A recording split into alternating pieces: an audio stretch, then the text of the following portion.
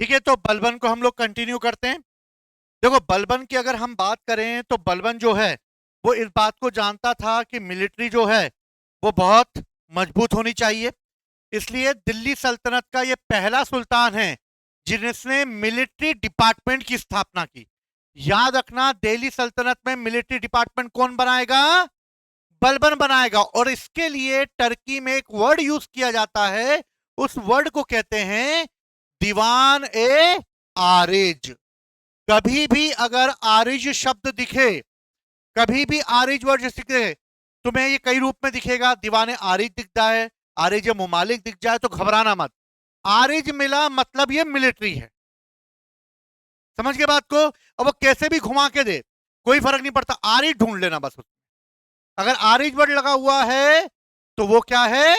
Military है। Simple है। आरिज आ जाए, आरिजे मुमालिक आ जाए, दीवाने आरिज आ जाए, कोई फर्क नहीं पड़ता, सबका मतलब मिलिट्री है। क्लियर है? तो वो जानता था कि एक मिलिट्री डिपार्टमेंट बनाना चाहिए, इसलिए बलबन ने क्या बनाया? एक मिलिट्री डिपार्टमेंट। दूसरा, बलबन इस बात को भी जानता था कि एक इंटेलिजेंस डिपार्टमेंट होना चाहिए, और उसने पहली बार दिल्ली सल्तनत में गुप्तचर विभाग की स्थापना की। ये डिपार्टमेंट बना रहा है, ऐसा नहीं कि ये पहले नहीं होते होंगे, ये होते होंगे, लेकिन इनके लिए डिपार्टमेंट नहीं होते थे। बलबन ने इनके लिए डिपार्टमेंट बनाया। कोई भी किसी भी सल्तनत को चलने के लिए, किसी भी राज्य को चलाने के लिए सबसे ज्यादा जरूरी है उसका इंटेलिजेंस डिपार्टमेंट।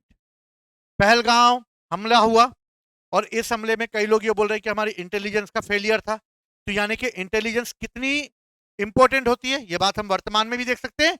अगर हमें इसकी सूचना मिल गई होती तो ये बड़ी घटना हो पाती। ऐसे ही इंटेलिजेंस डिपार्टमेंट उस समय भी होते होंगे, वो भी एक छोटी से छोटी सूचना राजा तक लाते होंगे, सुल्तान तक लाते होंगे, बादशाह तक लाते होंगे, जिससे उनके राज्य में ऐसी कोई भी घटना ना हो सके। बलबन खास तौर पे बोलता था कि अपने खास पर विश्वास मत करो। अगर गुप्तचर अगर तुम्हारे साथ है तो हमेशा उसकी बात को ध्यान से सुनो, और गुप्तचरों पे कभी शक नहीं करना। यह भी बलबन कहा करता था। जब भी अगर तुमने उस पर शक किया या तुमने उसको सजा दी तो वो तुम्हें गलत सूचना ला के दे देगा। तो बस, गलत सूचना लाई और तुम्हारी काम खत्म। समझ गए? इसलिए गुप्तचर बहुत ही इंपॉर्टेंट होना चाहिए। समझ गए बात को? इसको कबूतरबाज भी बोलते हैं, संदेश इधर से उधर पहुंचाते थे ना, इसलिए। 1286 में बलबन की मृत्यु हो गई, और 1286 में जब बलबन की मृत्यु हुई तो कहा जाता है कि बलबन की मृत्यु पर उसके जितने भी अमीर थे, अमीर यानी मंत्री थे, वो सब दुखी हो गए। और इतने दुखी हुए कि उसको जब कब्रिस्तान में दफनाने ले जाया जा रहा था तो वो नंगे पैर गए कब्रिस्तान तक, और बलबन को दफनाने के बाद उसकी जो मिट्टी होती है उस मिट्टी को उन्होंने अपने शरीर पर लगाया, और फिर इन्होंने कई महीनों तक बलबन की याद में दुख व्यक्त किया, रोए गाए, और बलबन की मृत्यु के लिए ये लोग कई दिनों तक एकांत में इन लोगों ने रहना शुरू किया। लेकिन बलबन की मृत्यु हो गई थी, और बलबन की मृत्यु के समय अब बलबन का बेटा गद्दी पर बैठना चाहिए था। बलबन का सबसे बड़ा बेटा शहजादा मोहम्मद मंगोलों से लड़ता हुआ मारा गया, और उसका दूसरा बेटा खुसरो खां, जो कि बंगाल के अभियान पे, बुगरा खां, जिसको बंगाल के अभियान पे भेजा गया, और बुगरा खां को जब उसने दिखाया कि किस तरीके से बंगाल में विद्रोह हुआ था और तुगरिल खां को उसने मारा था, और ये देखकर बुगरा खां भी कांप गया, और बुगरा खां ने भी सुल्तान बनने की इच्छा त्याग दी। अब कौन बैठेगा गद्दी पर?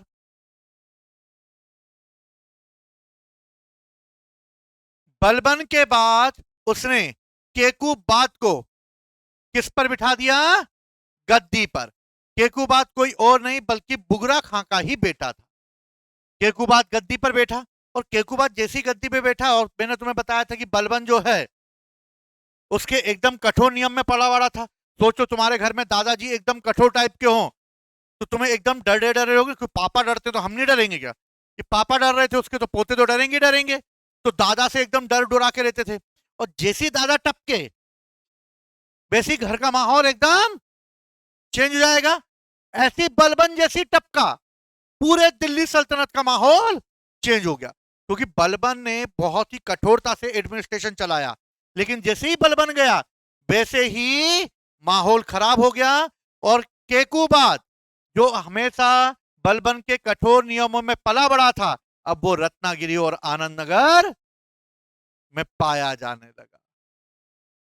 भाई साहब इतनी शराब पीने लगा, इतनी शराब पीने लगा, क्योंकि इंजॉयमेंट जीवन में किया ही नहीं था उसने। बलबन ने शराब पीने पर पाबंदी लगा दी थी, तो भाई साहब ने मुंह में कुप्पी डाली और ये बोतल उड़े ले जा रहा वो। और इतनी शराब पी उसने, इतनी शराब की सुबह उठता नाले में पड़ा मिलता, फिर नहा धो के वापस पहुंच जाता कहां पर, 1 नंबर गेट पे, फिर पीता और फिर नाले में पड़ा रहता। और इस तरह उसने इतनी शराब पी, इतनी शराब पी कि उसे लकवा मार गया। खुशी उसको सहन ही नहीं हुई। तो भाई साहब भोग विलास में इतने वो हो गया कि उसे क्या मार गया, लकवा मार गया। ये बात जब उसके पिता बुगरा खान जो कि बंगाल में था उसको पता लगी, उसको पता लगा यार बुगरा खान जो है, उसने बताया भाई कि तुम्हारा बेटा जो है वो दिन भर शराब पीता रहता है, कुछ सल्तनत में उसका ध्यान ही नहीं है। बुगरा खान बंगाल से आया और बुगरा खान ने बोला भैया यार क्या है यार, तू यार दादाजी इतनी बड़ी सल्तनत देख के गए पूरे भारत की, है तू सल्तनत संभाल, ये क्या सुबह से रत्नागिरी में पाया जा रहा है तू, भाई शासन की बागडोर संभाल। बुगरा खाने वाला भैया मेरा मूड होगा तो मैं संभाल लूंगा, वो केकुबाद ने मूड होगा तो संभालूंगा वरना फिर मैं देख लेता हूँ। बुगरा खां समझ गया कि इसके बस की कुछ नहीं। तो बुगरा खां ने क्या किया, समाना का एक गवर्नर था उसको बुलाया जिसका नाम था जलालुद्दीन फिरोज खिलजी। क्या नाम था, जलालुद्दीन। नाम अभी याद नहीं होंगे ना, ये नाम थोड़े लेट याद होंगे, समझ गए। तो जलालुद्दीन फिरोज खिलजी को बुलाया, फिरोज ना रहे तो जलालुद्दीन खिलजी याद कर लेना। तो जलालुद्दीन खिलजी को बुलाया और जलालुद्दीन खिलजी को बोला कि भैया एक काम कर, मेरे बेटे के यार थोड़ा देख ले, ये एडमिनिस्ट्रेशन पे ध्यान दे नहीं रहा, दिन भर जो है पीता खाता रहता है, थोड़ा ध्यान दे दे भैया, एडमिनिस्ट्रेशन संभाल ले जरा इसका। और जलालुद्दीन खिलजी ने बोला ठीक है हाँ मैं संभाल लेता हूँ एडमिनिस्ट्रेशन। और उसको एक उपाधि दे दी शाइस्ता खां की। किसकी उपाधि दी जलालुद्दीन खां को, शाइस्ता खां की। जलालुद्दीन खिलजी बैठ गया और जलालुद्दीन खिलजी ने देखा भैया केकुबाद भैया ओ क्या, बोले भैया मेरे को तो पीने से मतलब है और किसी से मतलब नहीं है। वो इतना पीने लगा कि जलालुद्दीन खिलजी को लगा यार ये एडमिनिस्ट्रेशन नहीं संभाल पाएगा। एक दिन मौका देखकर जलालुद्दीन खिलजी ने केकुबाद की हत्या कर, और केकुबाद की हत्या करके उसने एक छोटे से बालक क्यूमर्स को सुल्तान बना दिया। लेकिन कुछ समय बाद जलालुद्दीन खिलजी ने उस कुछ महीने के बालक को यानी क्यूमर्स को उसने खुद उसकी हत्या कर दी, और हत्या करके जलालुद्दीन खिलजी खुद क्यूमर्स की हत्या करके गद्दी पर बैठ गया, और इस तरह वो खुद सुल्तान बन गया। क्या बन गया, और इस तरह गुलाम वंश का अंत हुआ और एक नया वंश खड़ा हुआ जिसको हम कहते हैं खिलजी वंश। क्या कहते हैं, और इस तरह एक नए वंश की स्थापना होगी जिसको हम खिलजी एम्पायर के नाम से, खत्म हो गया, किसके नाम से जानते हैं, खिलजी डायनेस्टी।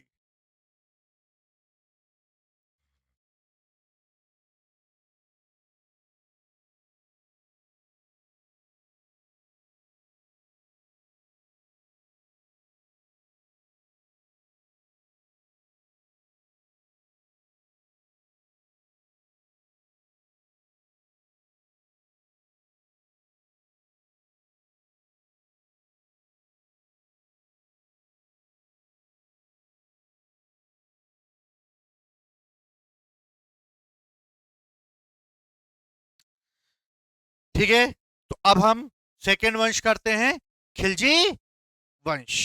ठीक है, चलो। तो देखो खिलजी वंश की मैंने बात की और मैंने बताया तुम्हें कि खिलजी वंश की स्थापना जो है वो जलालुद्दीन खिलजी के द्वारा की गई, और जलालुद्दीन खिलजी ने गुलाम वंश के अंतिम सुल्तान क्यूमर्स की हत्या करके खुद उसने गद्दी अपने हाथों में ले ली।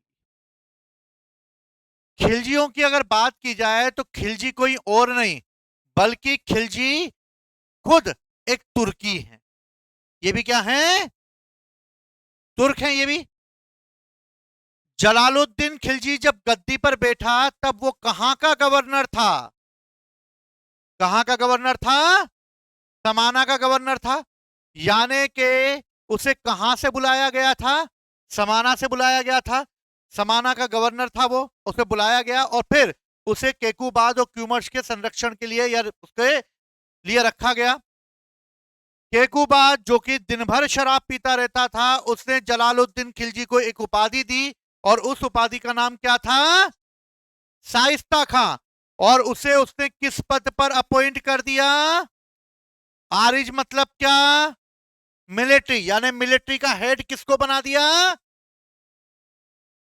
शाइस्ता खां यानी जलालुद्दीन खिलजी को केकुबाद ने बना दिया। अब खुद कमांड उसके हाथों में, सेना उसके हाथों में। अब वो पिएगा तो वही निपटा ही देगा वो एक आध दिन तो उसको। और इसी तरह शाइस्ता खां ने एक दिन मौका देखकर 1290 में केकुबाद और कुछ महीने बाद क्यूमर्स की हत्या करके खुद वो गद्दी पर बैठ गया। खिलजी डायनेस्टी का टाइम पीरियड याद रखना 1290 से लेकर 1320 तक है, लगभग 30 इयर्स। कितने इयर्स है? और ये दिल्ली सल्तनत का सबसे छोटे समय का एम्पायर। बाकी सारे एम्पायर कोई 90 इयर्स, कोई 86 ईयर तक रहेगा, लेकिन ये सबसे कम छोटे, यानी कितने साल के लिए रहेगा? 30 साल के लिए, 30 इयर्स के लिए। क्लियर है? अब देखो क्या हुआ। जलालुद्दीन खिलजी सुल्तान बना और जब वो सुल्तान बना तो उसकी उम्र हो चुकी थी 70 साल। कितनी उम्र हो चुकी थी? यानी भाई साहब अब बुजुर्ग हो चुके थे। समाना का गवर्नर था, बुजुर्ग इंसान था, तो भैया उसको लगा कि भैया संभालेगा केकुबाद को।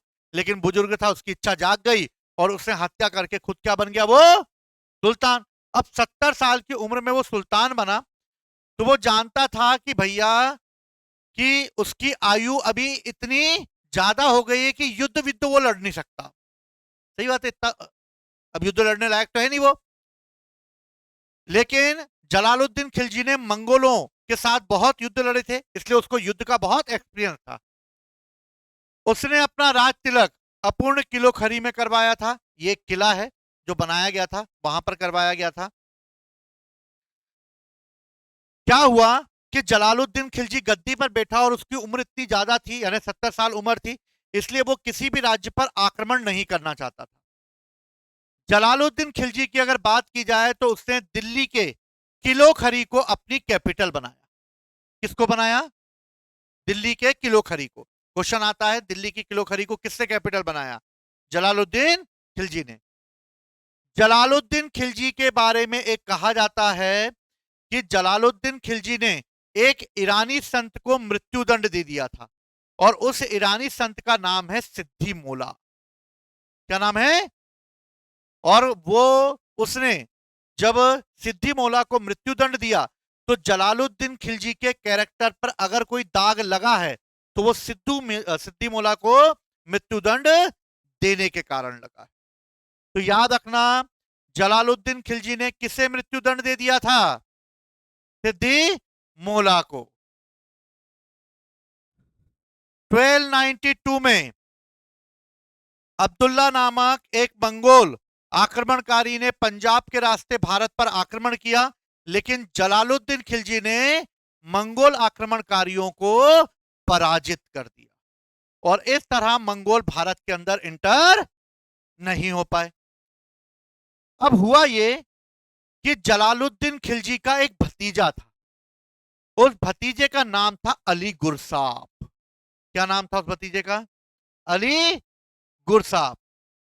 और जो इसका ये भतीजा था अली गुरसाब, उसका विवाह जलालुद्दीन खिलजी ने अपनी बेटी से करा दिया। वो करा लेते थे, भतीजे का विवाह अपने बेटी से हो जाता था, उन्होंने विवाह करा दिया। यानी अली गुरसाब उसका भतीजा भी है और उसका दामाद भी है। समझ में आई बात? अब देखो दक्षिण में इस समय देखा जाए तो यहां पर कौन है अभी, जलालुद्दीन खिलजी है, और उसने इलाहाबाद पर अपॉइंट कर रखा है अपने भतीजे अली गुरशाप को। और दक्षिण में यहां पर एक राज्य है जिसका नाम है देवगिरी। क्या नाम है? देवगिरी। अली गुरशाप बहुत ही महत्वाकांक्षी है, उसकी इच्छाएं बहुत ज्यादा है। अली गुरशाप ने क्या किया, उसने बिना जलालुद्दीन खिलजी को बताए देवगिरी पर आक्रमण कर दिया। किस पर आक्रमण कर दिया? और इसकी सूचना उसने जलालुद्दीन खिलजी को नहीं दी, और जलालुद्दीन खिलजी को बिना सूचना दिए वो दक्षिण की देवगिरी की ओर बढ़ा, और देवगिरी पर आक्रमण करके उसने बहुत सारा धन वहां के राजा को पराजित करके उससे टैक्स के रूप में वसूल कर लिया। यह बात जलालुद्दीन खिलजी को पता चली, तो जलालुद्दीन खिलजी ने अली गुरशाप को बोला कि भैया यार, तूने बिना परमिशन के तूने कैसे आक्रमण कर दिया वहां पर? तो अली गुरशाप ने बोला, बादशाह सुल्तान मेरे सब आप ही का तो है, मैंने जो कुछ भी लूटा है यहां से तो ये सब तो मैं आप ही को दूंगा। तो जलालुद्दीन खिलजी ने बोला, क्या बात कर रहा है, ये सब क्या अपने लिए? ये बोले, सुल्तान आप हो तो आप ही के लिए होगा, मैं तो आपका बस एक नौकर टाइप का हूं, बस मैं चाहता था कि राज्य की आय बढ़ जाए, इसलिए आपसे बिना पूछे मैंने देवगिरी पर आक्रमण कर दिया है। वहां से बहुत सारा सोना चांदी उसको मिला, बहुत सारे हीरे जवाहरात मिले। जलालुद्दीन खिलजी ने अली गुरशाप को बोला, एक काम कर, जितना भी लूटा हुआ माल है सारा सरकारी खजाने में जमा करा, और मैं खुद देखने आ रहा हूं कि कितना तूने धन जमा कर रखा है। तो अली गुरशाप ने बोला, सुल्तान यार आ जाओ यार, आप ही का तो है यार। और अली गुरशाप सारा लूटा हुआ माल लेकर कहां पहुंच गया? इलाहाबाद, यानी कड़ा एक जगह है वहां पर, इलाहाबाद के पास, वहां पहुंच गया। जलालुद्दीन खिलजी अपने कुछ अंगरक्षकों के साथ अली गुरशाप के पास गया। अली गुरशाप जो कि उसका भतीजा भी है और जो उसका दामाद भी है, तो उसको टेंशन लेने वाली बात है कोई? नहीं है कोई बात, भतीजा उसका दामाद है वो। तो जलालुद्दीन खिलजी अपने 4-5 अंगरक्षकों के साथ गया, और जलालुद्दीन खिलजी जब पहुंचा तो अली गुरशाप ने उसका स्वागत किया, और अली गुरशाप को ने बताया जलालुद्दीन खिलजी को कि देखो मैंने इतना माल लूटा है, ये है और ये फलाना ठिकाना है। जलालुद्दीन खिलजी खुश हो गया, वाह यार मेरे भतीजे, मेरे दामाद, तूने क्या माल लूट कर लाया है, आ मेरे गले लग जा। और जलालुद्दीन खिलजी ने अली गुरशाप को गले लगा लिया। जैसे ही अली गुरशाप को जलालुद्दीन खिलजी ने गले लगाया, तभी अली गुरशाप ने अपने खड़े हुए एक सैनिक को इशारा करा, मार दे। और सैनिक को इशारा करते से ही उस सैनिक ने जलालुद्दीन खिलजी के पेट में चाकू घुसेड़, और जलालुद्दीन खिलजी के चाउमीन बिखार दी, और जलालुद्दीन खिलजी की हत्या कर दी। और अली गुरशाप ने जलालुद्दीन खिलजी की हत्या करके खुद को दिल्ली सल्तनत का अगला सुल्तान घोषित कर दिया। और यही अली गुरशाप इतिहास में कहलाएगा अलाउद्दीन खिलजी। कौन कहलाएगा? और अलाउद्दीन खिलजी के ही बचपन का नाम क्या था? अली गुरशाप। अब समझ में आया, इसलिए मैंने अलाउद्दीन खिलजी पहले नहीं बोला, ठीक है? तो अली गुरशाप ही क्या बनेगा? अलाउद्दीन खिलजी। उसने जलालुद्दीन खिलजी का सर काटा, और सर काट के थाली में सजाकर ले गया दिल्ली, और कहा कि जो जो मेरा विरोध करते हैं वो सब एक जगह खड़े हो जाएं और देखें कि मैंने सुल्तान के साथ क्या हास्य किया है। और पर्दा हटा के उसकी गर्दन सामने रख दी। लोग घबरा गए, अमीर वगैरह सब घबरा गए कि सुल्तान का सर काट के लिए आया ये। तो सब अलाउद्दीन खिलजी यानी कि अली गुरशाप के सामने घुटने टेक दिए, और अली गुरशाप जो देवगिरी से धन लूट कर लाया था वो सारा धन उसने अपने अमीरों में बांट दिया, जिससे कि वो उसके विरुद्ध खड़े ना हो, और धन देकर उसने सबको चुप करा दिया। और इस तरह इतिहास में एक सुल्तान होगा जो कि उत्तर भारत और दक्षिण भारत में राजपूतों को और दक्षिण के राज्यों को पराजित करेगा, वो होगा अलाउद्दीन खिलजी। समझ में आई कहानी? तो ये है जलालुद्दीन खिलजी की कहानी। तो जलालुद्दीन खिलजी को बुगरा खां ने केकूबाद के संरक्षण में रखा, लेकिन बाद में केकूबाद और क्यूमर्स की हत्या करके खुद वो गद्दी पर बैठ गया। अली गुरशाह, जो अलाउद्दीन खिलजी के नाम से जाना जाएगा, जो जलालुद्दीन खिलजी का भतीजा और क्या है, दामाद। 1296 में अलाउद्दीन ने सुल्तान की अनुमति के बगैर, मैंने बताया था, बिना परमिशन के साउथ में कहां अटैक कर दिया, देवगिरी पर अटैक कर दिया, जहां का शासक रामचंद्र देव पराजित हो गया और उसने बहुत सारा धन उसे कर के रूप में, गिफ्ट के रूप में दिया। और देवगिरी से प्राप्त किया गया धन लेकर जो है वो आया, और देवगिरी से जो उसने प्राप्त किया था धन, उसी धन को बिना अनुमति के आक्रमण करने के कारण उसने जलालुद्दीन खिलजी से क्षमा मांगी और उसे सुल्तान को ये पूरा धन वापस देने के लिए अकेले मिलने की इच्छा जाहिर कर दी कि भैया सुल्तान आओ और ये लेके चले जाओ। गंगा नदी के तट पर अलाउद्दीन खिलजी से जब जलालुद्दीन खिलजी मिलने आया, तभी अलाउद्दीन खिलजी ने इशारा कर दिया और जलालुद्दीन खिलजी का सिर धड़ से अलग कर दिया गया। समझ में आई कहानी? समझ में आई कहानी? जलालुद्दीन खिलजी की मृत्यु हो गई और अलाउद्दीन खिलजी गद्दी पर बैठा, जिस पर बरनी कहता है कि जब मृत सुल्तान के मस्तिष्क से, जब मृत सुल्तान के कटे हुए मस्तिष्क से खून टपक रहा था, तभी नए सुल्तान के माथे पर चंदोवा टांगा गया, यानी मुकुट पहनाया गया। अभी तक पुराने सुल्तान का खून भी बहना बंद नहीं हुआ था कि नए सुल्तान की ताजपोशी कर दी गई। समझ में आई बात? और इस तरह अक्टूबर 1296 में उसने दिल्ली में इंटर किया और बलबन के द्वारा बनाए गए लाल महल में पहुंचकर उसने वहां पर अपना पूरा खजाना रख दिया। अमीरों को बुलाया कि जिसको जो चाहिए वो लेके चला जाए, लेकिन मेरे साथ वो अपनी वफादारी देकर जाए। लोगों ने जी भर के उसके लूटे गए माल को ले लिया और अपनी वफादारी अलाउद्दीन खिलजी को दी, और इस तरह बिना विरोध किए अलाउद्दीन खिलजी गद्दी पर बैठ गया। तो इस गद्दी पर बैठने में उसकी सबसे ज्यादा मदद किसने की?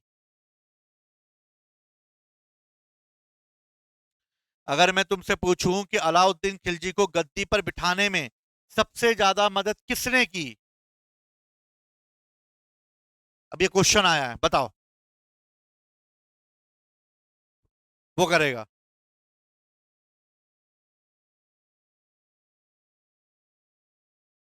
वो तो बाद में आएगा, अभी थोड़ी आएगा।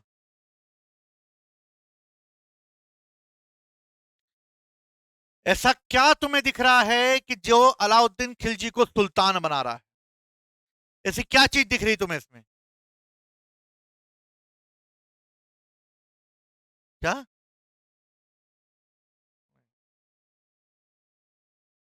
कारण, रीजन।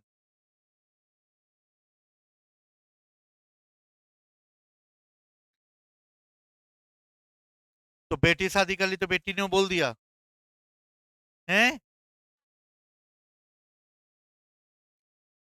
बेटी ने बोल दिया कि मेरे पिताजी को जाओ मार दो और खुद गद्दी पे बैठ जाओ, हैं? कारण है युद्ध में लूटा गया माल। अगर देवगिरी का लूटा गया माल नहीं होता, उसके पास धन नहीं होता, तो अमीरों को कैसे खरीदता वो खुद को सुल्तान घोषित कर देता, लेकिन क्या बाकी अमीर उसको एक्सेप्ट करते? नहीं करते। और अलाउद्दीन खिलजी को गद्दी पर बैठने में दिक्कतें पैदा हो जाती। इसलिए याद रखना, अलाउद्दीन खिलजी को गद्दी पर बिठाने में अगर सबसे ज्यादा किसी ने साथ दिया तो वो है देवगिरी का लूटा गया धन। तुम कैरेक्टर में चले गए। बीवी जलालुद्दीन खिलजी खुद खुद तो मर गया वो, समझ गए?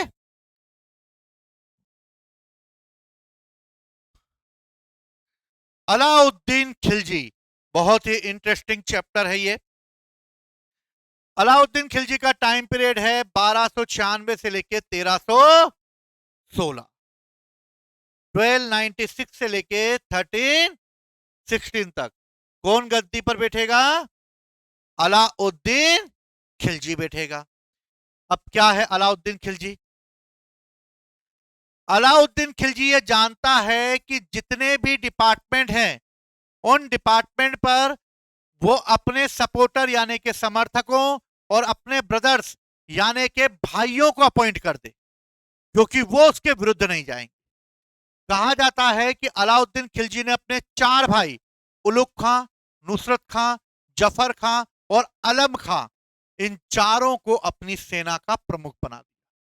और ये चारों भाई अलाउद्दीन खिलजी के सबसे वफादार कमांडर थे। तो याद रखना, अलाउद्दीन खिलजी ने सबसे ज्यादा भरोसा किस पर किया? अपने भाइयों पर किया। किस पर किया? और यही सारे भाई इसके लड़ते रहेंगे हर जगह। ठीक है, तो अल्प खां, उलुग खां, नुसरत खां और जफर खां, जिसमें सबसे खूंखार होगा जफर खां।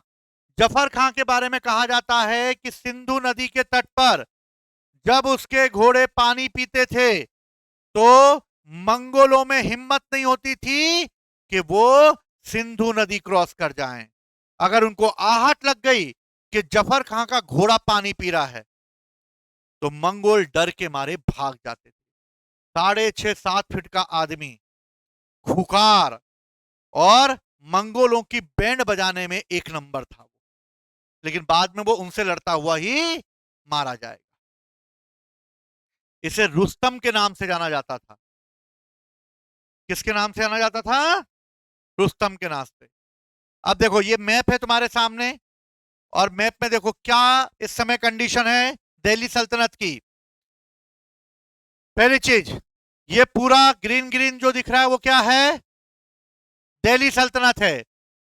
ये वाला जो रास्ता है यहां पर मंगोल आक्रमणकारी लगातार अटैक करेंगे। कौन? मंगोल करेंगे। यहां पर छोटे छोटे पहाड़ी हैं, इनसे कोई मतलब नहीं, पहाड़ों में नहीं घुसेंगे वो। दक्षिण में क्या हालत है अभी? दक्षिण में देखो गुजरात है, यहां पर परमार है, यादव डायनेस्टी है, गंग डायनेस्टी है, काकतीय वंश है, होयसेल एम्पायर है, चेरा एम्पायर है और पांड्या एम्पायर है। समझ में आई? दक्षिण में देवगिरी के यादव, ये रे यादव जिस पर आक्रमण करेगा वो। देवगिरी के यादव के बाद काकतीय, काकतीय के बाद होयसेल, होयसेल के बाद पांड्या। अब देखो उसने क्या किया, नाम सुन लिया एक बार, तुम्हारे नाम आ गए काकतीय, कोई तुम्हें बोले तो हाँ काकतीय सुना है कहीं जीवन में पहली बार। ठीक है, चलो। अलाउद्दीन खिलजी कहां पर है? दिल्ली। और इस तरह अलाउद्दीन खिलजी के समय एक अभियान चालू होगा। सबसे पहले अलाउद्दीन खिलजी गुजरात पर आक्रमण करेगा। क्यों करेगा इसको हम अभी देखेंगे, पहले मैप के थ्रू समझ लेते हैं। ठीक है, कहां पर आक्रमण करेगा? गुजरात को। उसके बाद वो रणथंबोर पर आक्रमण करेगा। किस पर आक्रमण करेगा? रणथंबोर पर। उसके बाद वो चित्तौड़ पर आक्रमण करेगा 1303 में। किस पर आक्रमण करेगा? और उसके बाद वो मालवा पर आक्रमण करेगा। किस पर आक्रमण करेगा? मालवा पर, मांडू वाले इलाके पर। ठीक है, तो उत्तर में वो 4 पर आक्रमण करेगा, गुजरात, रणथंबोर, चित्तौड़ और मालवा। क्लियर है? अब वो दक्षिण पर आक्रमण करने के लिए अपने एक सिपह सालार को अपॉइंट करेगा जिसका नाम क्या होगा? मलिक काफूर। नाम सुना है? क्या नाम होगा? अब मलिक काफूर देखो, सबसे पहले मलिक काफूर दिल्ली से आगे बढ़ेगा, यानी दिल्ली से आगे बढ़ा और सबसे पहले किस पर आक्रमण करेगा? देवगिरी पर, यानी देवगिरी के यादव पर। ठीक है, देवगिरी के यादव के बाद वो आक्रमण करेगा काकतीय वंश पर। किस पर करेगा? वारंगल के काकतीय वंश पर। उसके बाद वो आक्रमण करेगा होयसेल राज्य पर, ये होयसेल राज्य। ठीक है, और इसके बाद वो आक्रमण करेगा मदुरा के पांड्या राज्य पर, ये पांड्या राज्य। देवगिरी, काकतीय, होयसेल, पांड्या। दार समुद्र के होयसेल कैपिटल है, दार समुद्र की। काकतीय की वारंगल है। देवगिरी यादवों की देवगिरी है, पांड्याओं की मदुरा है। ठीक है, अभी हम कहानी सुनेंगे इसकी सबकी। अब देखो उसने क्या किया कि उत्तर के जितने भी राज्य थे, इन सभी राज्यों को उन्होंने पराजित करके अपने एम्पायर में मिला लिया। ये देखो एम्पायर में मिला लेगा, ग्रीन ग्रीन दिख रहा है, सबको मिला लेगा वो। लेकिन दक्षिण के राज्यों को वो अपने एम्पायर में नहीं मिलाएगा। मलिक काफूर दक्षिण में देवगिरी, काकतीय, होयसेल और पांड्या राज्य तक आक्रमण करेगा और आक्रमण करके वहां से वो उनसे टैक्स वसूल करेगा, धन वसूल करेगा और नियमित रूप से सालाना टैक्स देने का वो उन राजाओं को एक टीटी साइन करवाएगा कि सालाना वो टैक्स दिल्ली में जमा करेंगे। और इस तरह मलिक काफूर दक्षिण का अभियान करके बहुत सारा धन लूटकर उत्तर भारत की ओर ले जाएगा। बात आई समझ में? ठीक है, वो इन चारों राज्यों के साथ समझौता कर लेगा, देवगिरी के साथ भी, काकतीय के साथ भी और होयसल राज्य के साथ। सिर्फ पांड्या राज्य से समझौता नहीं कर पाएगा वो। क्वेश्चन आएगा दक्षिण के किस राज्य से नहीं कर पाया वो? पांड्या। क्यों नहीं कर पाएगा? क्योंकि पांड्या में राजा की मृत्यु हो चुकी है और उसके बेटे आपस में लड़ रहे हैं, इसलिए समझौता नहीं होगा, बस लूट पाट कर वो ले जाए। बात समझ में आई? दक्षिण का अभियान समझ में आया, उत्तर का समझ में आया। ठीक, चलो अब हम एक एक करके इनकी कहानी सुनेंगे। ठीक, सबसे पहले गुजरात का अभियान। क्या है गुजरात का अभियान? देखो 1299 में, है ना, गुजरात का अभियान होगा।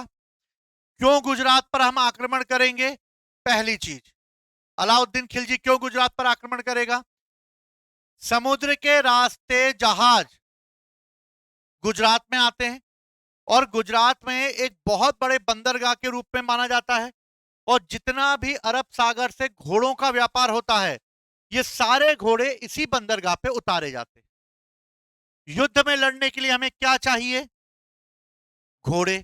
पैदल नहीं लड़ सकते, घोड़े चाहिए। और अरब के नस्ल के घोड़े कहां आते हैं? गुजरात।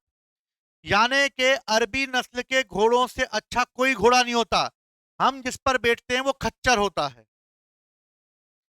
हम शादी वाले घोड़े पे बैठ के सोचते हैं हम घोड़े पे बैठे, घोड़े पे नहीं, हम घोड़ी पर बैठे हैं। घोड़े पे नहीं बैठा जाता, किस पे बैठा जाता है? घोड़ी पर बैठे रहते। लेकिन वो भी ओरिजिनल में घोड़ा नहीं है वो भी मिक्स है। ओरिजिनल घोड़ा अलग होता है। ओरिजिनल घोड़े की हाइट भी बहुत ऊंची होती है, उसकी मसल्स भी अलग होती हैं, उनका खान पान। लाखों रुपए में बिकता है वो घोड़ा, लाखों रुपए करोड़ों रुपए का होता है घोड़ा वो। अब आज की कंडीशन में, क्योंकि आज की कंडीशन में युद्ध तो होते नहीं है, तो आज की कंडीशन में घोड़े कहां इंतजाम किए जाएंगे? या तो घुड़सवारी में, या घोड़ों की रेस में, या फिर मिलिट्री में। लेकिन तब भी घोड़ों का यूज कम होता है, इसलिए नस्ल के घोड़े सिर्फ अब स्पोर्ट्स वगैरह और अदर इवेंट में यूज किए जाते हैं। ठीक, लेकिन उस समय तो घोड़े बहुत चाहिए, क्योंकि बिना घोड़े के तो युद्ध हो ही नहीं सकता। तो यहां पर हजारों की तादाद में घोड़े बेचने के लिए लाए जाते थे। अलाउद्दीन खिलजी को पता चला कि भैया सेना को मजबूत बनाना है, और सेना को मजबूत बनाना है तो हमारे पास क्या होने चाहिए? घोड़े। और वो भी कैसे? अच्छी नस्ल के घोड़े। वरना पता लगा कि हमने खच्चर टाइप का घोड़ा ले लिया, उस पर बिठा दिया हमने, हैं, उसे बिठा चलते चलते ही वो सो गया। या फिर हमने ऐसा घोड़ा लिया, क्योंकि घोड़े युद्ध में बहुत लड़ते थे, क्योंकि आधा काम तो घोड़े खुद कर देते थे, क्योंकि जब वो तेजी से दौड़ते थे तो सामने अगर कोई पैदल आ जाए तो वो अनबैलेंस हो जाता था, और घोड़े पर अगर कोई बैठ कर लड़े तो वो आसानी से लड़ भी सकता था, क्योंकि नीचे वाले की तलवार उस तक नहीं पहुंचेगी, और वो ऊपर से फटाफट फटाफट फटाफट लोगों को मारता हुआ आगे निकल जाएगा, अगर घोड़ा तेज है उसका तो। अलाउद्दीन खिलजी इस बात को जानता था कि घोड़े का इंपोर्टेंस बहुत है, इसलिए घोड़े का इंपोर्टेंस बहुत है तो मुझे गुजरात के पूरे घोड़े के व्यापार को कंट्रोल में करना है। क्यों करना है? क्योंकि उसको मजबूत मिलिट्री खड़ी करनी, इसलिए अलाउद्दीन खिलजी ने जो गुजरात के बंदरगाह से होने वाले घोड़ों का व्यापार था उस पर कब्जा करने के लिए गुजरात पर आक्रमण कर दिया। जब उसने गुजरात पर आक्रमण किया तो इसका इमीडिएट अगर कोई रीजन देखा जाए तो वो है, बघेल वंश का उस समय शासन हुआ करता था गुजरात में, और बघेलों का इस समय जो राजा था वो था रायकरण बघेल। कौन था? गुजरात के बघेल, यानी गुजरात में बघेलों का शासन था, और वहां का शासक कौन था? रायकरण बघेल। कर दिया भाई साहब ने आक्रमण। रायकरण बघेल क्योंकि राजपूत हैं ये भी, तो ये बिना लड़े तो मानेंगे नहीं, इसलिए रायकरण बघेल ने अलाउद्दीन खिलजी के साथ युद्ध लड़ा, लेकिन अलाउद्दीन खिलजी से वो युद्ध में हार गया, और रायकरण बघेल हार कर उसने देवगिरी के यादवों के यहां शरण ले ली। अभी बताया देवगिरी, देवगिरी के यादव के यहां शरण ले ली। इसका एक रीजन यह बताया जाता है कि रायकरण बघेल का एक मंत्री था जिसका नाम था माधव, और उसने अलाउद्दीन खिलजी की सहायता की थी कि रायकरण बघेल के पास कितनी सेना है, कैसे युद्ध करते हैं वो, हम किस तरीके से रायकरण बघेल को पराजित कर सकते हैं, सारे गुप्त रास्ते बता दिए अलाउद्दीन खिलजी को, और इस तरह रायकरण बघेल पराजित हो गया अलाउद्दीन खिलजी से। अलाउद्दीन खिलजी ने रायकरण बघेल को पराजित कर दिया, और पराजित करने के बाद जो है रायकरण बघेल की बीवी जिसका नाम कमला देवी थी वो पकड़ी गई। कौन पकड़ी गई? कमला देवी पकड़ी गई, और कमला देवी को पकड़ के जाने पर अलाउद्दीन खिलजी के सामने लाया गया। अलाउद्दीन खिलजी उस पर मोहित हो गया, और अलाउद्दीन खिलजी ने उससे निकाह कर लिया। बात समझ में आई? कमला देवी से क्या कर दिया उसने? निकाह कर लिया। दूसरी तरफ रायकरण बघेल की जो पुत्री थी देवल देवी, वो भी रायकरण बघेल के साथ भाग गई, और उसने भी देवगिरी के शासक रामचंद्र देव के यहां शरण ले ली, और इस तरह रायकरण बघेल और उसकी बेटी देवल रानी दोनों रामचंद्र देव के यहां छुप गया, और उनकी बीवी और देवल रानी की मां कमला देवी पकड़ी गई, जिससे अलाउद्दीन खिलजी ने निकाह कर लिया। समझ में आई बात? इस अभियान में अलाउद्दीन खिलजी का भाई नुसरत खां भी था, और नुसरत खां ने इस पे उसे पराजित कर दिया, और पराजित करने के बाद नुसरत खां ने मलिक काफूर नामक एक अबिसिनियाई हिजड़े को गुजरात के मार्केट से खरीदा। मूवी में जो दिखाया गया है वो अलग है, देखिए तुमने मूवी, उसमें अलाउद्दीन खिलजी जलालुद्दीन खिलजी को जब मारता है, वो बाजीराव वाली मूवी पद्मावत में दिखाया था ना, हाँ पद्मावत वाली मूवी में। तो पद्मावत में वो जैसे ही वो जलालुद्दीन बोलता है कि भाई मैं तुम्हारे लिए एक तोहफा लेकर आया हूं, तो बोलता है कि क्या ये मेरे लिए सब कुछ कर सकता है? बोले हाँ सब कुछ कर सकता है। तो अलाउद्दीन खिलजी बोलता है सुल्तान की हत्या कर दे, सुल्तान के वजीरों को मार दे। तो वो हंसने लगता है, और वो उनके वजीरों की हत्या कर देता है, और फिर जलालुद्दीन खिलजी की हत्या कर देता है। वो कहानी है। अभी तक अलाउद्दीन खिलजी मार्केट में नहीं है, वो मलिक काफूर मार्केट में नहीं आया। मलिक काफूर आएगा गुजरात के अभियान में, और जलालुद्दीन खिलजी तो पहले ही मर चुका है। समझ में आई? वो कहानी है पिक्चरों में और ये अलग है। तो मलिक काफूर को नुसरत खान ने किसमें खरीदा? कहां खरीदा? गुजरात के में। अबिसिनियाई, अबिसिनियाई मतलब ये अफ्रीकन है, इथोपियन है ये, ठीक, लेकिन मेल और फीमेल नहीं है ये। कई लोग ये मानते हैं कि अलाउद्दीन खिलजी से ज्यादा नजदीकियां हो गई थी बाद में इसकी, ठीक है, ये मेल और फीमेल नहीं है। और मलिक काफूर को खरीदा गया था 1000 दिनार में। कितने रुपए देके खरीदा गया था? 1000 दिनार में। इसलिए मलिक काफूर को 1000 दिनारी कहते हैं। लिख लेना, मलिक काफूर को 1000 दिनारी के नाम से जाना जाता है। क्वेश्चन ये आ चुका है अभी एग्जाम में कि 1000 दिनारी के नाम से कौन जाना जाता था?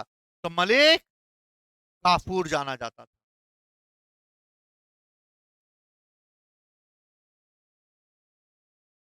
कोहिनूर तो अभी मिलेगा ना बाद में, वो दक्षिण के अभियान में मिलेगा।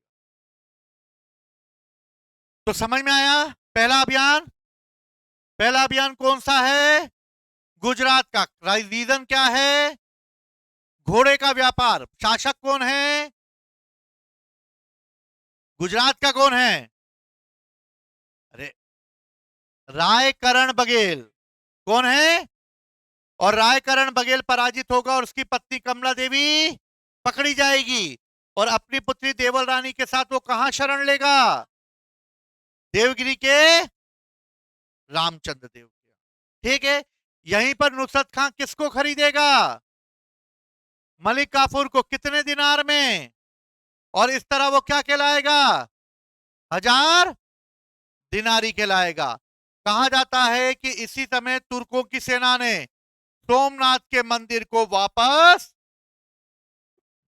नष्ट कर दिया। किसको नष्ट कर दिया? सोमनाथ के मंदिर।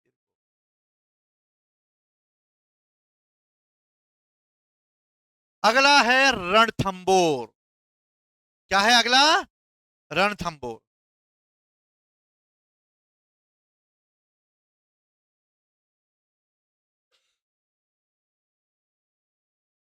क्या है रणथंबोर की कहानी? देखो, हुआ ये कि रणथंबोर राजस्थान का एक मजबूत किला है। कोई गया रणथंबोर? देखा है रणथंबोर का किला कितना मजबूत है? हाँ, और ऊपर खड़ी चढ़ाई, है ना। तो रणथंबोर जो है वो राजपूतों का एक मजबूत किला है। और हुआ ये कि जब गुजरात का अभियान किया, किसने? अलाउद्दीन खिलजी ने। तो उसकी सेना में तुर्की सैनिक भी थे और मंगोल सैनिक भी थे। उस समय क्या होता था कि जैसे युद्ध होता था तो सैनिक भी युद्ध लड़ते थे, और जब सैनिक युद्ध लड़ते थे तो सैनिक युद्ध के समय गांव पर भी आक्रमण कर देते थे या कस्बों पर आक्रमण कर देते थे, और यदि उनको लूटपाट में जो मिलता था वो सैनिक आपस में बांट लेते थे। जब गुजरात पर आक्रमण किया गया तो गुजरात पर आक्रमण करते समय मंगोल और तुर्की सैनिकों ने जो भी लूटपाट मचाई, उस लूटपाट के हिस्से को लेकर दोनों सैनिक आपस में उलझ गए, मंगोल सैनिक और तुर्की सैनिक। बोले नहीं ये मेरा है, बोले नहीं मेरा है। तुर्कियों की संख्या ज्यादा थी, इसलिए तुर्कियों ने मंगोलों को मारना चालू किया, और मंगोल भक्कर आ गए कहां पर? रणथंबोर। कहां भक्कर आ गए? रणथंबोर। जब रणथंबोर भक्कर आए तो अलाउद्दीन खिलजी को पता चला, तो अलाउद्दीन खिलजी ने बोला भैया यार ये तुम्हारे यहां मंगोलों ने आज शरण ले रखी है, जरा ये मंगोलों को वापस करो हमें, ये हमारे सैनिकों से लड़कर गए हैं। रणथंबोर का राजपूत शासक है हम्मीर देव। कौन है? हम्मीर देव। और हम्मीर देव ने बोला भैया हम है राजपूत, और राजपूत कभी पीठ नहीं दिखाते, और अपने यहां आए हुए वो शरणार्थियों की रक्षा करते हैं, वो अपने आए हुए लोगों को क्षमा करते हैं, वो अपने आए हुए लोगों की रक्षा करते हैं, वो तुम्हें वापस में कर नहीं सकता। अलाउद्दीन खिलजी ने बोला अच्छा नहीं कर सकता, तो एक काम कर, युद्ध के लिए तैयार हो। हमीर देव ने बोला हाँ, युद्ध ही सही तो, युद्ध ही सही। और इस तरह अलाउद्दीन खिलजी ने आक्रमण कर दिया किस पर? रणथंबोर पर। रणथंबोर के किले को चारों तरफ से घेर कर बैठ गया अलाउद्दीन खिलजी, और कई दिनों तक उसने उस किले को घेर कर रखा। हमीर देव ने निर्णय लिया अब सही समय जो है वो अलाउद्दीन खिलजी से युद्ध लड़ने का है। इसलिए हमीर देव तैयार हुए और उन्होंने अपनी सेना को बोला कि या तो हम वीर गति को प्राप्त होंगे या फिर अलाउद्दीन खिलजी को पराजित कर देंगे। लेकिन अलाउद्दीन खिलजी के पास भारी सेना थी और हमीर देव के पास इतनी बड़ी सेना नहीं थी। हमीर देव अलाउद्दीन खिलजी से युद्ध लड़ने के लिए बाहर निकले। हमीर देव जब बाहर निकले तो जो रणथंबोर की राजपूत महिलाएं थी उनको यह पता था कि हमारे सेना कम है और उनकी सेना ज्यादा है। और हमीर देव और अन्य ने कहा था यदि जैसे ही पता लगे कि हमीर देव की मृत्यु हुई वैसे ही सभी महिलाएं सामूहिक रूप से जोहर कर लेना। अगर तुर्की अंदर घुस गए तो राजपूत महिलाओं को पकड़कर बीच चौराहे पर बेचेंगे। जैसे ही हमीर देव युद्ध के लिए निकले, रणथंबोर के किले के अंदर कुंड बनाया गया। उस कुंड में लकड़ियां डाली गई और लकड़ियां डालकर यह तय किया गया कि भैया अब जैसी सूचना मिलती है कि सेना पराजित हो गई है, हम सब इस कुंड में आग लगाएंगी और सारी महिलाएं एक साथ इस कुंड में कूद जाएं। जैसे ही यह खबर मिली कि हमीर देव युद्ध में मारे गए हैं, वैसे ही कुंड में आग लगाई गई और लगभग 1000-2000 महिलाएं थी उसमें, सभी की सभी महिलाओं ने जोहर कर दिया और अपने प्राणों की आहुति दी। ये उस समय रणथंबोर में किया गया सबसे बड़ा जोहर था जिसमें एक साथ इतनी महिलाओं ने मृत्यु को प्राप्त किया। और इस तरह सभी स्त्रियों ने जोहर व्रत का पालन करते हुए अपने प्राणों को समाप्त कर लिया। इस अभियान में अमीर खुसरो भी अलाउद्दीन खिलजी के साथ था और पहला इतिहासकार, मुस्लिम इतिहासकार अमीर खुसरो, जिसने जोहर व्रत का वर्णन अपनी किताब में किया। समझ में आई बात? तो जोहर व्रत का वर्णन करने वाला पहला मुस्लिम इतिहासकार कौन है? अमीर खुसरो। और रणथंबोर का अभियान किसके लिए होगा? लूट के बंटवारे को लेकर कौन दो सैनिक आपस में उलझ जाएंगे? मंगोल और तुर्की। रणथंबोर का शासक कौन है?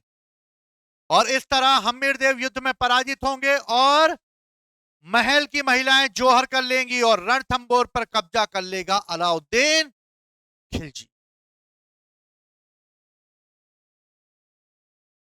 समझ गए बात को?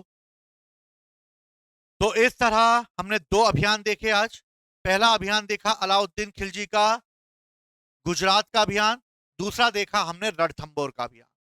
ठीक है, इसके बाद के अभियान हम अगली क्लास में देखेंगे। ठीक है, तो बाकी चीजें तुम लोग कर लेना। अच्छा, क्वेश्चन पेपर तुम लोग लगा रहे हो कि नहीं लगा रहे? मैंने कब डाली? क्वेश्चंस नहीं लगा रहे हो तो क्या मैं लगवाऊं कि लगा लोगे? पीडीएफ तो ठीक है, फिर मैं क्वेश्चन यहीं पे लगवा के देखता हूं तुमसे कितने बनाते हो। ठीक है, चलो ठीक है, बाकी फिर हम लोग बाद में करते हैं। जय हिंद, जय भारत।